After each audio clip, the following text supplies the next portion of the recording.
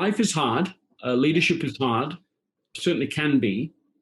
But the complication is we make it harder than it needs to be. We add things on for a variety of reasons. We don't really mean to do that. And the cost of that is that we start to burn out and we still haven't achieved the results that we want to, the right results, the things that we're highly driven to do and that we feel, would be the right things to do. And so my position is we can make a different choice, that we can actually construct systems that make the essential things the easiest things to do in our lives. So then we can do them consistently and we can then achieve breakthrough results, but without burning out.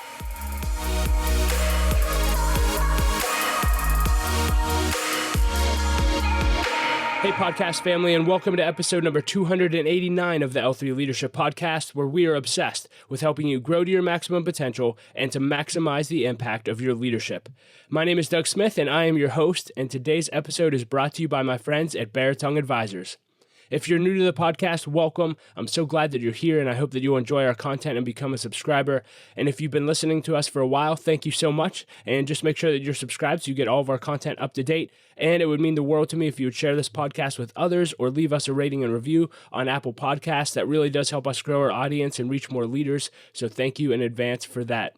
In today's episode, you'll hear my conversation with Greg McKeown. Greg is a speaker, a best-selling author, and host of the popular podcast, What's Essential? He has been covered by the New York Times, Fast Company, Fortune, Politico, and others.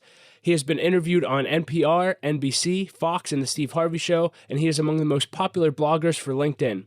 He is also the Young Global Leader for the World Economic Forum, and his New York Times bestselling book, Essentialism, The Disciplined Pursuit of Less, has sold more than 1 million copies worldwide. He's originally from London, England, and he now lives in California with his wife, Anna, and their 4 children. And in our interview, we'll take a deep dive into his new book, which is called Effortless, and we talk all about getting into an effortless state, which was extremely insightful for me, creating effortless action, and ultimately producing effortless results. And I think you're going to love this conversation. And we also take Greg through the lightning round, of course. So before we dive into the interview, just a few announcements. This episode of the podcast is sponsored by my friends at Burnout Advisors. The financial advisors at Burnout Advisors help educate and empower clients to make informed financial decisions. You can find out how Burnout Advisors can help you develop a customized financial plan for your financial future by visiting their website at baratongadvisors.com. That's BERATUNG advisors.com. Securities and investment products and services offered through LPL Financial, member FINRA and SIPC. Burnout Advisors, LPL Financial, and L3 Leadership are separate entities. I also want to thank our sponsor, Henny Jewelers. They're a jeweler owned by my friend and mentor, John Henny. My wife, Laura, and I got our engagement and wedding rings at Henny Jewelers, and we just loved our experience. And not only do they have great jewelry, but they also invest in people. In fact, every couple that comes in engaged to their store, they give them a book to help them prepare for their marriage, and we just love that. So if you're in need of a good jeweler, check out hennyjewelers.com. And with all that being said, let's dive right in. Here's my conversation with Greg McKeown. Well, Greg, thank you so much for being willing to do this interview. It's an honor to have this time with you. And why don't we just start off with you just telling us a little bit about who you are and what you do? My name is Greg McKeown. I'm the host of the What's Essential podcast and the author of a couple of books, Effortless, and before that, a book called Essentialism. My goal is really to help successful people to become very successful and to avoid some of the errors that I found in my research that keeps otherwise successful people from breaking through to their highest point of contribution. Yeah, and you wrote Essentialism, and if you're listening to this and you haven't read that book, can't encourage you enough to do that. And that kind of went worldwide. I mean, it's had over 1 million copies sold, and you went all over the world talking about that. And then you have a follow-up book, which you just wrote and just mentioned, called Effortless, which is what we're going to be focusing on today. And so let's just dive right into that. I'm curious, why did you write this book, and what do you want people to get out of it? Well, I mean, I wrote it because I think a lot of people find themselves, maybe a certain level of success that keeps them from breaking through to a higher level of success. And in this case, one of the problems is that if you focus on the essentials, which I, of course, am a big subscriber to, but you find yourself still with too many responsibilities or still not making enough progress, what's happening is that you run out of space. And I think a lot of people that read what I write are in that category. They're highly driven, they're highly engaged, they're working hard, they're talented. They've got a lot of things going for them, but it leads them to a point where they say, well, where do I go from here? I can't actually work any harder, but they still want to make a higher contribution. So what do you do in that circumstance? And so I found myself in that sort of situation, and it set me out on a quest to try and work out how in this case, I could try to get a higher return on effort. We've heard of ROI, but this is ROE, the return on effort. How can you use your effort in a certain way? Because that's a pretty limited thing, what you have, the amount of effort you have. If you're already someone who's putting in effort, very hardworking, what can you do to be able to use that effort to be able to get a far higher return on investment? And that's really what Effortless is about. Yeah, and it's really, really interesting. You shared this in the book, but I want to hear you talk about it. We've all heard the illustration of big rocks, and you put the big rocks in the container, right, and we're supposed to focus on big rocks. And we've heard that, and you can reiterate the illustration, but you brought up a question that I never thought about before I thought was so profound. You just said, well, what if there's too many big rocks? And the assumption is that there's enough big rocks to just focus on what we're supposed to focus on, but that's not always true. And so can you just talk about that and what you would tell leaders who are focusing on too many big rocks? What would you tell them to do? Yeah, I mean, this is just to reiterate the metaphor. I'm sure people are familiar with it, but if you take a container and you you've got sand, that's like the trivial stuff in your life. It's not important. It's the social media. It's ESPN, too much of the time. It's endless email. A lot of email isn't very valuable. And then you've got small rocks, and they represent, the good things. They're somewhat important, but they're not really going to move the needle. And then you've got big rocks, the most essential things. Those are your health. It's your most important relationships. It's the projects that are going to move the needle. And the idea is, if you get the order wrong, put the small things in, then, the sand, small rocks and big rocks, they don't fit geometrically. If you take the same size container and you put in the big rocks first, then the small rocks, then the sand, then they fit. And it's quite a clever analogy. But I found myself, as you already put it, saying, well, but what if you have too many big rocks? I was the father of Essentialism, but also the father now to 4 children. I'm traveling all over the place. I've got lots of responsibilities. I'm being more selective than I've ever been in my whole life, but I still feel this sense of running out of space. And so and in the midst of that, then had a family emergency where one of my daughters became very unexpectedly and severely sick with an undiagnosed neurological condition. She goes from picture of health into sort of total loss of personality, and she's becoming increasingly comatose and on the way to falling fully into a coma. I mean, this is the journey that she's on, and that again then pushes you beyond what you have capacity for. And so one of the things that I then wanted to, that journey led me down a path that now I've codified and written in the book. But for how you can achieve more with your current level of effort, or even sometimes how you can accomplish more with even less effort. And it's in that sense that I mean effortless. There are ways that you can use your effort, more efficiently. There are ways that you can use your effort to build systems that produce results for you. There's a whole variety of things you can do. And really, my experiences with this were my fire for the deed. But now my fire has changed. It's to be able to help other people who themselves find themselves, overloaded, maybe teetering on the edge of exhaustion, despite the fact that they're putting in so much effort and so much time and so much energy. Yeah, and you have things come up like what you went through with your daughter. And, life still demands that we show up. Life still demands that we produce. And so I'm really curious for you to dive into this. And, when we have so much and we don't handle this well and don't learn how to get into, as you share in the book, an effortless state, effortless actions, and effortless results, burnout can come to us very, very quickly. And you made a statement that I love. You said, burnout is not a badge of honor. And I just want to hear you talk about this. What have you learned about burnout and leadership, and how can leaders avoid it? Yeah, I mean, look, life is hard. Leadership is hard, or it certainly can be. But the complication is we make it harder than it needs to be. We add things on for a variety of reasons. We don't really mean to do that. And the cost of that is that we start to burn out and we still haven't achieved the results that we want to, the right results, the things that we're highly driven to do and that we feel, would be the right things to do. And so my position is we can make a different choice, that we can actually construct systems that make the essential things the easiest things to do in our lives. So then we can do them consistently, and we can then achieve breakthrough results, but without burning out. But that's the context. I mean, that's sort of the case that I'm trying to make in this book. Yeah, and one of the things you mentioned in getting into an effortless state around that is you said that talk about the art of rest and that relaxing is a responsibility.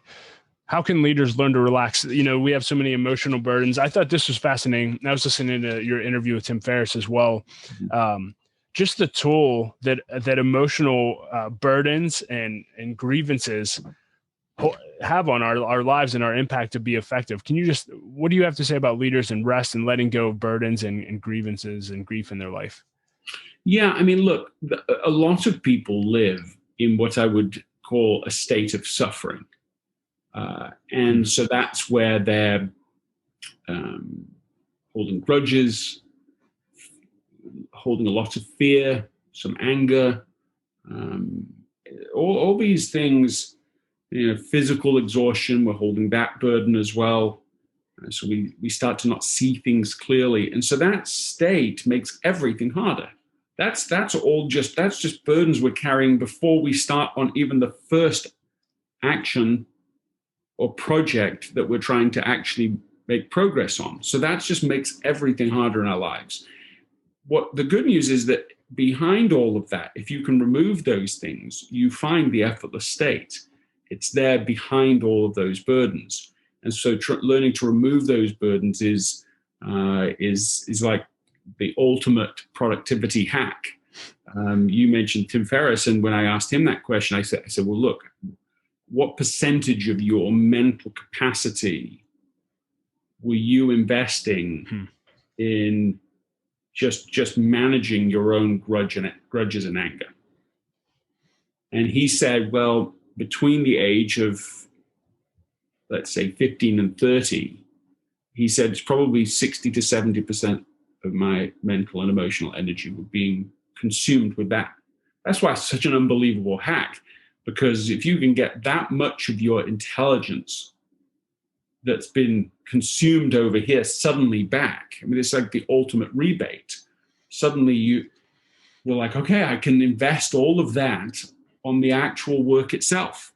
Yeah. But that's why I structured the book the way I did. It's Effortless State is part 1, Effortless 2, as you mentioned, is Effortless Action, and then part 3 is Effortless Results, State, Action, Results. And the reason is because that's, in a way, that's kind of the heavy lifting. If you can remove all of that, suddenly when you come to the task itself, you bring your full supercomputer level of intelligence and ability to the table, instead of, in his case, only a third of it is actually making its way to the table. So that's why the specific thing that he and I talked about a lot was a section of the book about firing our grudges. The playing off of a Clayton Christensen question, what's the job to be done? Why, when people hire a grudge, they're hiring a grudge to do something for them. You hire a grudge, you hire a grudge because you believe, well, maybe a grudge will make me powerful.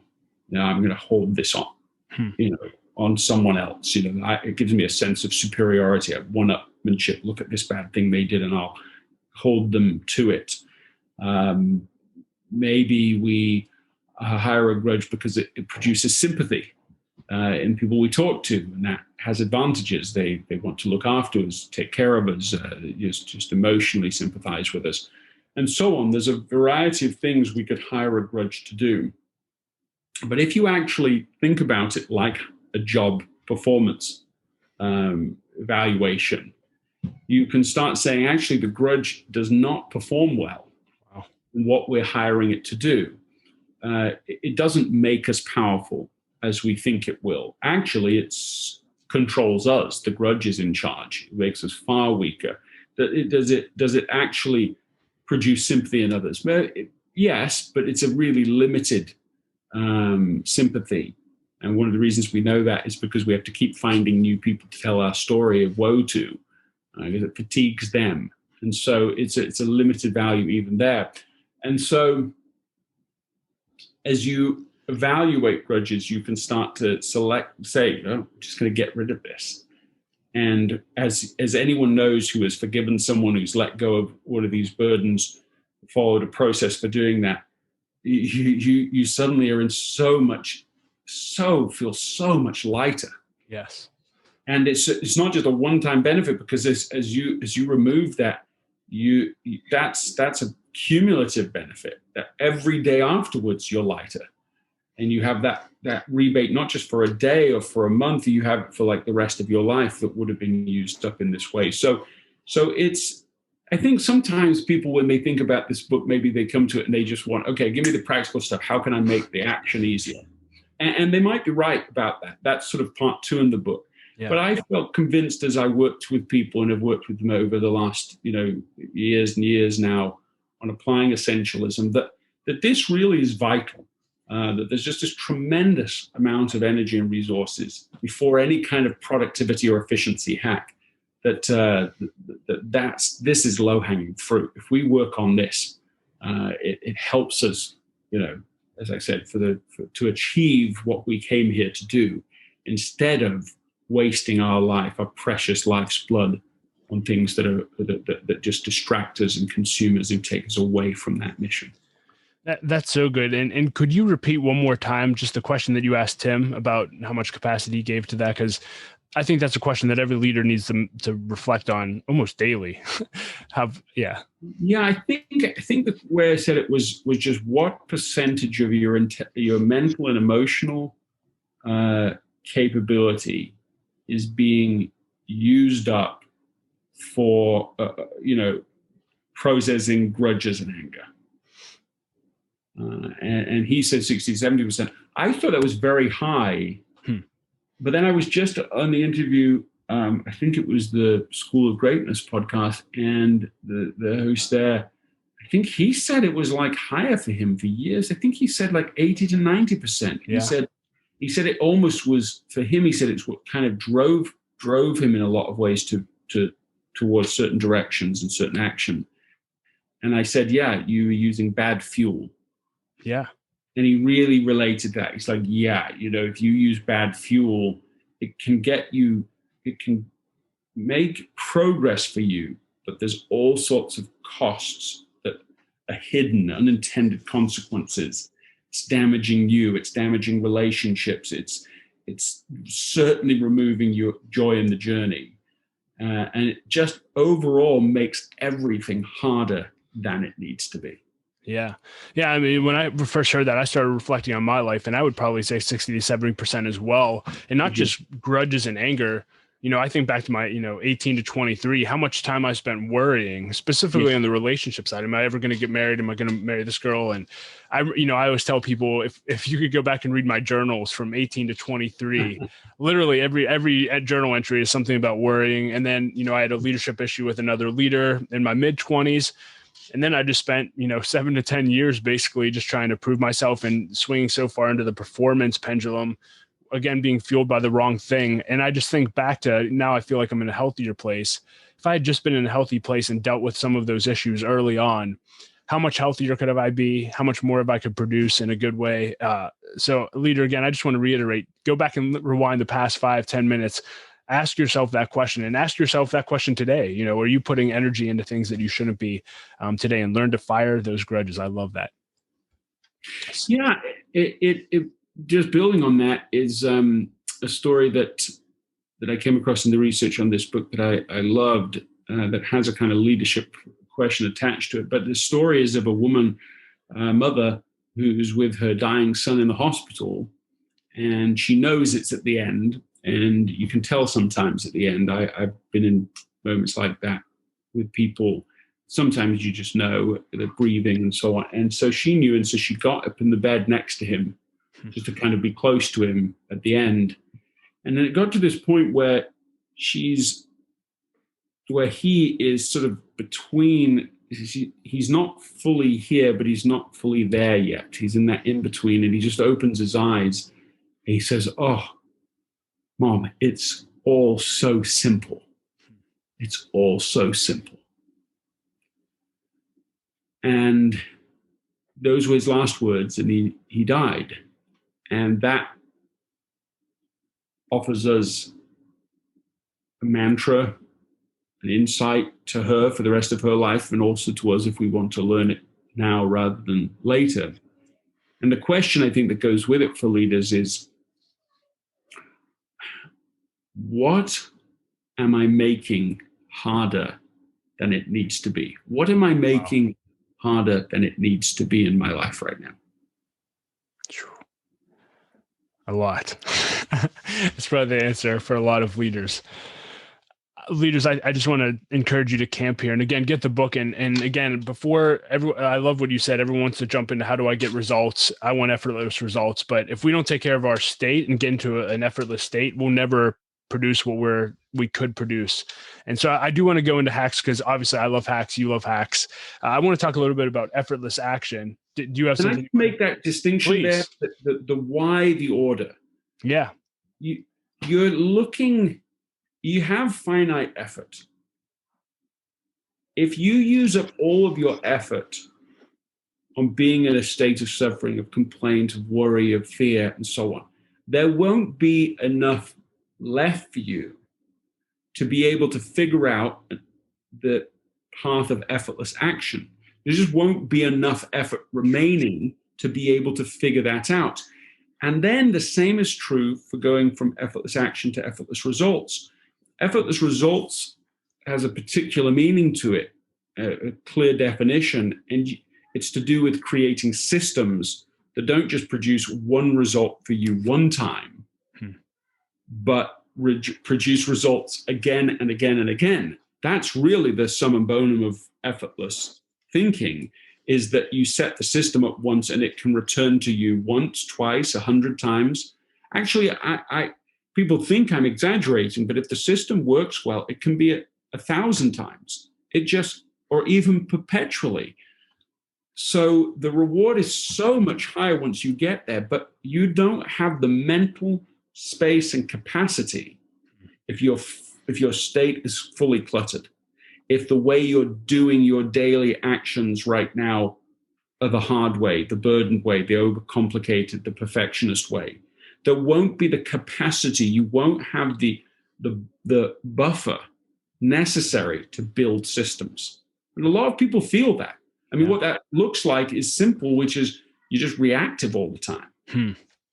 Wow. It's so reactive, there's no space to find a better way to do the work of the day. And there's no space in your calendar or in your mind, resources at the end of the day to try and design systems that work for you. And so you're just left forever to keep on surviving and reacting and surviving and reacting. And that's where a lot of leaders get stuck. And so that's why, again, it's first, you start getting this huge effort rebate, and you use that to figure out step 2, which is effortless action. But really, the magic is when you get so clear in your state and your action is so efficient that you have this extra space to build systems. That is where the magic happens. I'm sure we'll get there at some point. Yeah, no, that's so powerful. And as we move into effortless action, so many practical things in this section. We don't have time to go over them all. One thing I love when you're talking about goals, everyone always thinks about SMART goals, but I thought you had a very simple question for how to set goals. And that's just, what does done look like? Can you expand on that question? Yeah, I've used that you would think that maybe you don't have to have leaders ask that question, because it's not like it's so simple of a question, but actually I found you do. And I found that even after somebody has heard the question or even been reminded of it, they will then, on the very next project they're working on, not define what done looks like. And so they've got all these tasks and all these projects and responsibilities, and they just have a sense of expansion and vagueness, and it's just hard to, you can't be successful at something that you don't know you can't be done with something you don't actually know what done looks like. You have to actually have a parameter to get it over the line. And so, it's a simple idea. You just, instead of saying, I want to lose weight, you say, what does done look like? Very precise answer. Well, let me stand on the scale and I'll see 177 pounds looking back at me. That is done. And you'll know when you're done. That's the moment. And so it creates a very powerful direction for all of your other behavior. It gives your mind a concrete target to start adjusting behavior in order to bring that future result about. It's the same for everything else. Okay, you want to finish I want to write a book. That's not quite right. What does done look like? Done looks like my editor has emailed me to say, I love everything in this book. It is great. It's accepted. And to know that's the precise moment you're targeting helps you to be able to, again, efficiently declutter all the other options. So I do find the question, what does done look like, to be an accelerate, like just a hugely decluttering question. Yeah. And once we answer that question, you talk about asking, what are the minimum steps required for completion? You actually shared a story about Steve Jobs. I would love for you to share again about, basically, I think you called it step 0, but yeah, because it's so easy I want to write a book. Oh man, what are all the steps I have to, you could go crazy, even if you know what done looks like. Yeah, that's right, because it's the same idea. You can say what doesn't look like, but then you can still over-engineer, overcomplicate your way there to such an extent that you maybe never get there. And so, the example you're referring to is when Apple had gone out to find a DVD burning company. So this is when DVD burning was new, and so it's very industry-specific technology. And you might pay $60,000 for a single DVD burning machine. Wow. And so they purchased this company that's on the cutting edge of this, and they go to them and say, listen, what we really want to do, we want to use your software, and we want you to try and simplify it so that it can come as standard on the Mac. And so they have, I think there's a couple of weeks to try and simplify what they currently have to be able to work in that way. Now, just for context, this machine they have and the software with it came with a 1,000-page manual, which is sort of unthinkable now, because we don't learn technology in using manuals. It's an iterative process.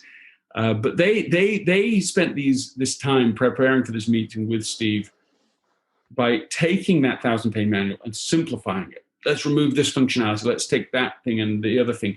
And obviously that is a good idea if you're trying to simplify. But when Steve came into the meeting, what he said, look, forget all that. He drew it on the whiteboard, rectangle. We're going to drag to one button. And you just drag it to it. And when you've dragged it in there, you click burn. That's the app we're going to build.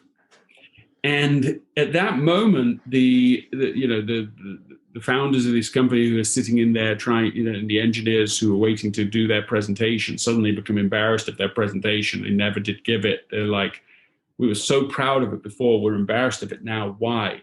And this was their learning, was Steve wasn't taking complexity and removing something. He was starting from ultimate simplicity, which is 0. Start from 0. And saying, what are the minimum number of steps to achieve the result? Can you achieve the outcome you want in a single step? And if it's not one step, can you do it then in 2 steps? And you start from zero and make every step justify itself. Because no matter how simple you make a single step, having no step is still easier. It still requires less effort. And so you want ultimate efficiency. You want total frictionless experience if you can have it. And that's what they created in that app. Yeah. The third principle I'd love to hear you talk about when it came to effortless action is establishing upper and lower bounds. I thought this was so good. Can you talk about that? Yeah, it's basically asking what is the gradual pace that will get me where I'm going. What's the effortless pace? One of the stories that people may be familiar with, but I went back and read the primary accounts. And this is of the race to the poles, where you've got Captain Scott from Great Britain and Roald Amundsen, the last Viking, as he was known, from Norway. They're both trying to get to the South Pole. They take 2 totally different approaches. So they set off on almost the same day, same distance, same weather conditions. So it's a really interesting comparison. The first team, Captain Scott, would push as far as he possibly could on the good weather days. So they sort of pushed to exhaustion on those days. And then the bad days, they just were so worn out, they couldn't make 1 inch progress. And they were also emotionally fatigued. So they would just be sitting around complaining. They'd be writing in their journals. So we have those accounts of just saying, oh, we cannot believe the bad luck we have. We have the worst weather conditions of anybody who's ever tried this. And actually wasn't true at all. Their weather was better than those that they'd learned from. But they felt like it was worse. They were in that kind of state. And meanwhile, the other team takes a completely different approach. They have an upper bound and a lower bound. And that was 15 miles a day. Every single day we're going 15 miles. On the good days, we're going 15 miles. That's the upper bound, because you're saying we could go more, but we're not going to. Why? Because then on the bad weather days, we also want to try and get to about 15 miles. So maybe they go 13 miles, but there's not much range difference between good and bad. And so they just steady. The plot thickens when they get to within 45 miles of the South Pole. They don't know where the competitor team is. So they could be 2 days away. They could be 1 day away. We have no idea where they are.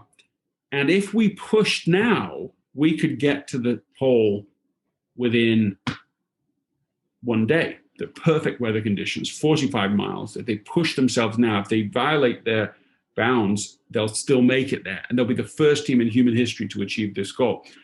And still they don't. Still they take 3 days, averaging 15 miles for the last 3 days. They just maintain that pace. What's amazing about that story?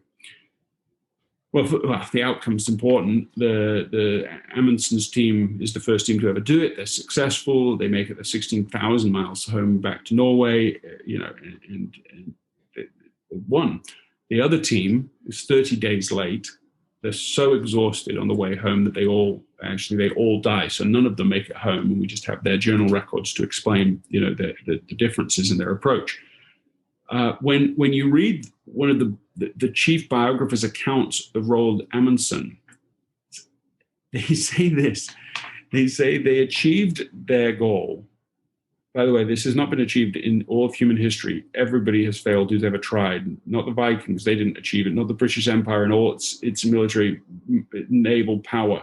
No one has ever done it. It's the most extreme test that imaginable. That's why it captured people's imagination so much. They say, this is the phrase from the account, they achieved their objective, phrase, without particular effort. I think that's amazing. That's like breathtaking to me, because how can it be true? How can that possibly be true? And yet that's the description, without particular effort. Of course, they were putting in effort, but it wasn't an experience of crisis after crisis. It wasn't pushing to the point of self-destruction and then crashing and so on. It wasn't boom and bust. It was paced. And similarly in our lives, if we set a goal, whatever it is, okay, I'm going to take up swimming. I just recently did. I'm not going to swim more than this much per day, but not less than this. And you create a range. Why? Because you want to be in it for the long run. All the benefits are cumulative. So you need to create it so that you can do it easily today and tomorrow and the next day. You want to be doing it in months from now and years from now, not go so hard day one and day two that you just give up. And that's what most people do with human performance. They're intermittent. And so the results are like Captain Scott's team. It's just like boom and bust. And it's much slower to make progress in that way. So fascinating. And it really sounds like, by establishing upper and lower bounds, they put themselves in the right effortless state on a daily basis, right? And so yeah, I think there is a sort of synergy between state, action, and results. Whereas in the book, I emphasize it as concentric circles. One leads to the other. I definitely think the deeper you get into them, the deeper you go, oh, this is all just a way of operating, a way of being, and they feed each other. I completely agree with that. Yeah. And like you said earlier, I even with the book got excited about action, results, but really the most powerful part of the book for me, because it was probably the part I neglected the most, was the state. And so powerful. I am curious, you said you're taking up swimming. Is there a goal attached to that? Do you want to do like an Ironman, or are you just? No, every so often I do think about doing like an Ironman, maybe doing it with my son, but I don't know that it's a necessary goal at this point. So it's really what we're going for, what I'm going for in my life, and what Anna and I are going for with our children too, is lifelong, right? Whatever it is, just put lifelong before it. We want lifelong learners. Wow. Oh, great! You got an A in that class in high school. I mean, we want to celebrate anything, but like if that's the focus, that's not the focus. We want, most of what I have learned in my life has not been in my formal education, right? I've learned vastly more outside of my formal education than in, and I'm fully in favor of formal education. I've invested a lot of time, money in that. But it's that lifelong pursuit. Same for athleticism. I think it's to say, okay, well, they were high school, they were amazing in high school. Even go to college, the college level athlete with this, fine. But what matters isn't that. It's having. They're 60 years old and they're 70 years old and they're still doing these things because they enjoy them, and it's good for their lifelong, the longevity. Help them have habits that let them live to being 100.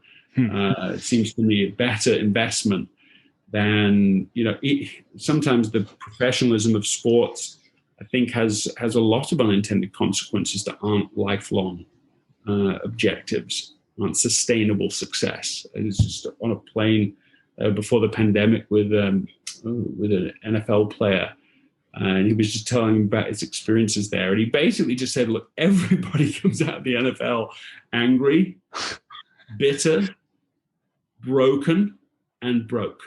Wow. He said, that's what happens. Of course, I'm sure that is not true for every single person. It doesn't seem to be true for him. But he's like, I'm doing all sorts of things to make sure I'm not that I'm an exception to the rule. And so what an oddity that if you get it to the very pinnacle of the current athletic system, you're going to be broke and broken and bitter. I mean, like that tells you everything that's wrong about intermittent performance. You want sustainable performance. You want to be able to do it for a very long period of time. And so that's my primary goal. When I, coming back to your specific answer, it's like I want to just be swimming, for as long as I'm alive. I want to play tennis. One of the reasons I love tennis, I'm not particularly good, but I like playing it because I enjoy it myself. But I also, as I'm seeing other people play, I see people in their 60s, 70s, 80s, literally out there playing, and I'm like, well, okay, good. So this is something you can do for the long run. I'm interested in that kind of success. Wow. I mean, that might be a perfect tie into, the last section of the book. And for time's sake, I'll really just leave you go where you want to go when it comes to effortless results. but I love just thinking about automating in every area of your life so you can get compounded results. Can you just talk a little bit about that? Yeah, I mean, this, like I said before, this is really the magic. The other two create space for you to have effort left to be able to build systems in your life. And that's a slightly rarer benefit because if you are so consumed with surviving, there's just you can't then look at your life. So people are so busy living, they're not looking at their life. So busy doing, they're not building, designing life to work for them and stacking the decks in their favor. So there's this huge difference. And I have succeeded in some important ways in doing this, but it's almost like I've succeeded just enough to see how much I haven't done. And the enormous opportunity that exists in building systems that produce results for you rather than you. So linear results, right? That's like basic return on effort. You do one thing today and you get the result today. And tomorrow you're going to have to start again. If you don't put in the effort tomorrow, you're not going to get the result tomorrow. So it's one in, one out. And let's think about my friend Jessica Jackley when she went. She was in Africa. She's trying to make a difference there. She comes across an entrepreneur who is in subsistence level existence. She is putting in the effort today to provide for her family by selling produce on the side of the road. And she will make just enough to feed herself and her children to stay alive. So subsistence, it just me. And then tomorrow, if she doesn't do it, she has to be there tomorrow. If she's not there tomorrow, they aren't going to eat. And it's obviously a huge problem. So Jessica starts looking and she says, well, look, is there a way that I could help her improve the system of her life? What would it take? And they work out together that for $500, they could build a system.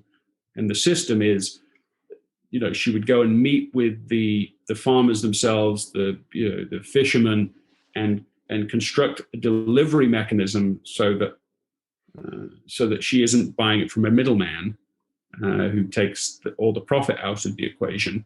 And so suddenly she'll have a profit. And if she has a profit, then again, she's got now buffer and space to be able to build a better system. So that $500 will be a game changer for her. So that's like level one. If Jessica, which she can, gets $500 to give to her, she helps this entrepreneur achieve effortless results that flow to her, or more effortless at least. But then she gets a second thought. She goes one step further. She says, what if we could construct a system to produce these micro loans? So instead of me giving $500 one time, helping this person change their life, what if we constructed a system? So it's like a system on system story here, because what she does there, she says, well, what if we could create a platform, a website where people who care like I do could put in a small amount of money, make a microloan, and that money would go out and it gets repaid into that bank, basically. They called it Kiva, kiva.org. Yeah. Many people are familiar with it already. But look at the difference. $500 versus now Kiva has successfully done $1.3 billion in loans. And that's the difference. Now, earlier on, I said, if you build systems, you can end up with 10 times, 100 times, even 1,000 times return on your effort. And that sounds like hyperbole. But what else is it if you go from $500 to 1.3 billion? It actually is a factor far higher than it's much more than 1,000. So what is it? Almost 2,500 times the return. So am I saying that right? No, it's much higher than that. I'm getting my math wrong. Let's work I'm it not out. the right guy to ask, bro. Well, it's 1,000. There's a million. Yeah, it's like we're talking like, we're talking about a million times, more than a million times. Wow. Massive. Yeah, because it's a thousand million, right? It's a billion. So we're talking like a 2 million times more effective than giving that $500 and saying we're done. That's what systems do. So that's really the breakthrough idea, is to construct your life in such a way that you build systems that make results flow to you. Writing a book at all, writing Effortless is like this. I mean, so you put in the effort up front. I'm going to put effort in every day regardless to something. I could use it just teaching one person at a time. Or you can write. I mean, writing is a massively high leverage tool, for sure it is. Publishing a book, high leverage. It became a New York Times bestseller, right? That's amazing to me. It's that's nothing old about that, right? It reaches already huge numbers of people, and already in it's going out already in more than 20 languages. Wow. That's, you write it once and it's leveraged all over the place. Already people emailing within the first couple of days. I've already listened to it twice. I've already read it twice. I don't know who those people are. They're doing that while I'm sleeping. I mean, literally. So, yeah. So what do you call that? What else can you call that if you are asleep and the result is flowing to you? What else is that but effortless? What other word could you use? It's not exaggerating. Right. That is flowing to you. You are not doing anything. And of course, that can happen. That can happen for years and years. It could happen even after, the death test is a good test on how well you've built a system. If you died, would the system work? The system can work perfectly well without you. If I died today, Essentialism and Effortless would continue, and to me, that's another example of an effortless result. So there's so much more opportunity for this. And my investment, where I focus is working out how to build better systems. Well, Greg, thank you so much for this conversation today. It's been rich. Thank you for writing the book. I mentioned several times how it's impacted me already, and I know it's going to impact everyone that's listening to this. I know you mentioned you have your own podcast, the Get Essential podcast. People can get the book. Anything else you want to leave leaders with today? No, thank you for mentioning. Go subscribe to the What's Essential podcast. I mean, that's where we're having these conversations. It's terrific to do it. If people want to take a 21-day challenge, Essentialism challenge, or small ways to make it more effortless to do what is really important, they can do that by going to essentialism.com. If they purchase Effortless, then they can access, I think, still for free by the publisher, and it's a masterclass. And those are two places with tools to help people to really start putting these systems in place. All right. Well, thanks again for your time, Greg, today. I appreciate it. My pleasure. Thank you so much. Well, hey, leader, thank you so much for listening to my conversation with Greg. I hope that you enjoyed it as much as I did. You can find ways to connect with him and links to everything that we discussed in the show notes at l3leadership.org/289. And as always, leader, I want to challenge you that if you want to 10x your growth this year, then you need to either launch or join an L3 Leadership Mastermind Group. Mastermind groups have been the greatest source of growth in my life over the past 6 years. And if you're unfamiliar with what they are, they're simply groups of 6 to 12 leaders that meet together on a consistent basis for at least 1 year in order to help each other grow, achieve their goals, hold each other accountable, and to do life together. So if you're interested in learning more about a mastermind group, go to l3leadership.org/masterminds. And as always, I like to end every episode with a quote, and today I'll quote Gerald Brooks. He said this. He said, "It's not as important to me that people always agree with me, but rather that they know I love them even when they don't agree." And if our culture's ever needed a quote, it's that. So hey, I hope this episode encouraged you. Laura and I love you. We believe in you. Don't quit. Keep leading. Keep making a difference. And we will talk to you next episode.